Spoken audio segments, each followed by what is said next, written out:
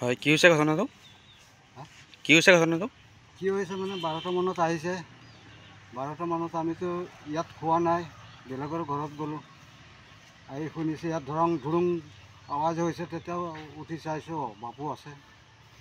বাপু আছে তো আহিবলৈও মানে আমাৰ সাহস হোৱা নাই।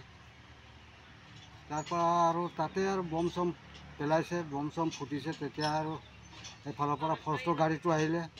ফৰেষ্টৰ গাড়ী অহাৰ লগে লগে মানে সি একদম ৰিটা গ'ল আৰু। কেইটা হাতী আহিছিলে?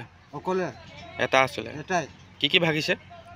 এই ডেক্সিটো আগতে ভাগিছিলে, এতিয়া আৰু মানে চাউলটো খালি নিলে, ধানটোতে ইয়াক সিঁচিলে আৰু ঘৰ ভাঙিছে ন? আৰু ঘৰ ভাঙিলে।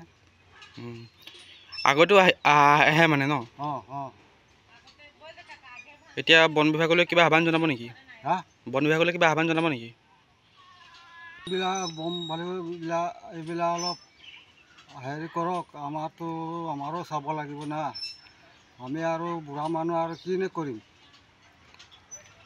আমাৰতো আৰু শক্তি নাই এতিয়া কাম বন কৰিবলৈ।